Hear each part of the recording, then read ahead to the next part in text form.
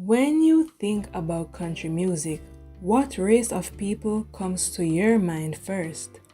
You probably thought of white people since the country music genre is dominated by them.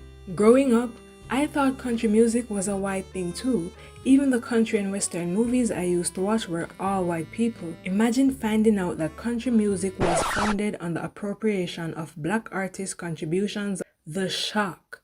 Let's get into it. Let's start by acknowledging the fact that country music has always been racist.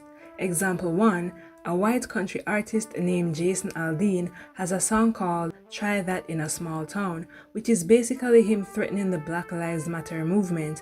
When the video came out, it had protest footage from the Black Lives Matter uprisings, and Aldean himself was singing in front of a courthouse where a black teen was lynched, and in a town that was just 40 minutes from where the KKK was founded. The video caused the song to increase streams by 1000%, and the song went to number 1. Example 2, you have Morgan Wallen, another white country artist who was caught using the N-word. His song Last Night was number 1 for weeks, even though the last time a country song by a solo male artist reached number 1 was 42 years ago. Charlie Pride is seen as the first black country superstar. He was the best-selling artist at RCA Records, beating out Elvis Presley. He had 29 number 1 Billboard country singles between 1969 and 1983 and scored a total of 52 top 10s, while becoming the first black act to win a Grammy in a country category. In 2000, he was the first black artist to be inducted into the Country Music Hall of Fame. He had a lot of firsts in his career. His first few singles were released to radio stations without a photo in order to guarantee him a fair shot in the genre. After his race became known, a few country radio stations refused to play his music, and some promoters were hesitant to book him. Does that sound familiar? Well, since Beyoncé came out with her 2 country songs, a country station KYKC replied to a request of Beyoncé songs by saying, "Hi, we do not play Beyoncé on KYKC as we are a country station, thank you." But the general manager, Roger Harris, said the email was a standard response to requests to play songs by artists that don't typically make country music. He also mentioned that they loved Beyoncé and that they played her on their other stations. They eventually played her songs though. I'll give them the benefit of the doubt, but because country music's history is known to be racist, it's so easy to immediately think of race in situations like these. But this wasn't Beyoncé's first run-in. In 2016, she performed her country song Daddy Lessons from her Lemonade album at the Country Music Awards along with the Chicks.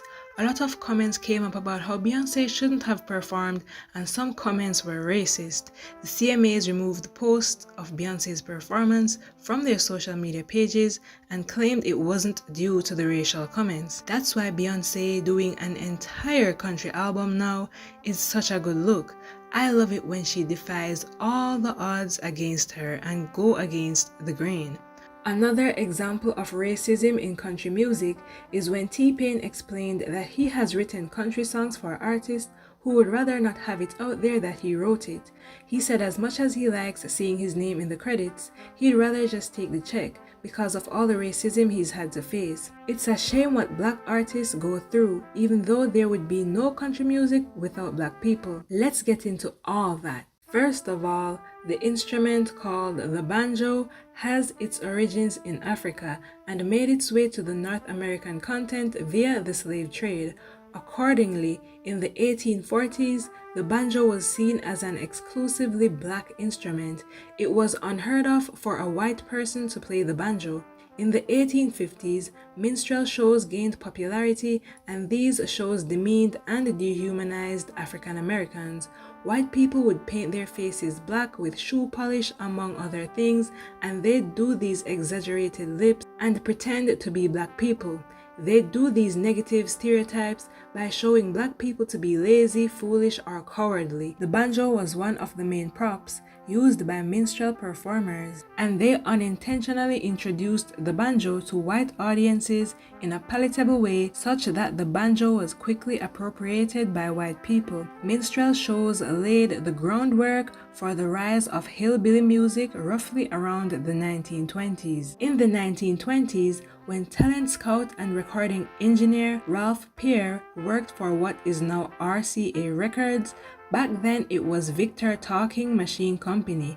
He went looking for talent and he didn't really record a lot of black people. Many of the songs that early hillbilly artists played were likewise inherited and adapted from black sources, like slave spirituals, field songs, religious hymnals, or the works of professional black songwriters. And even though white and black people were singing the same songs and playing the same instruments and listening to the same music, in the 1920s and 30s, despite America being a deeply segregated nation, both black and white hillbilly artists collaborated on a number of popular tracks. The music was not a white tradition, but passed back and forth between the races. Ralph Peer still separated country music by marketing hillbilly music to white people and race records to black people. After World War I, hillbilly music was officially rebranded as country music and commercialized. Big record labels wanted to sell country music but couldn't do so if it was integrated. Thus, black artists on previous famous records received no recognition, and the covers were sold with white stand-ins.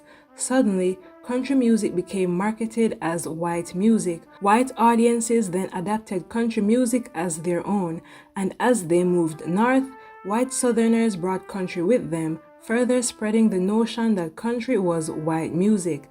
Meanwhile, black artists, musicians, and their contributions were effectively erased in the white mainstream from their own genre. Henry Ford, a white supremacist, banned black people from entering fiddling competitions. So because white artists dominated country music for so long, it's easy to forget that black people are at the foundation of country music. And it's easy to forget when they were banned from shows and not given the proper credit.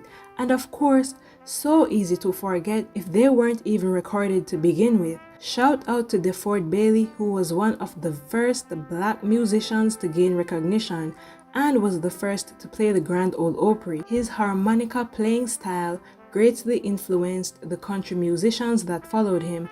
Shout out to Ray Charles, who was responsible for blending country with R&B and pop music in a way that would forever change the genre. Gus Cannon was a black musician who helped popularize jug bands in the 1920s and ended up teaching Johnny Cash, a world-renowned white country singer. The list of black artists that have made incredible impacts on country music goes on, but many names remain unrecognized. So I'm grateful for artists like Beyoncé, who has made it her mission to take back the genres that black people pioneered and are being shut out of. Comment your thoughts below and check out this next video on how Beyoncé has already impacted country music.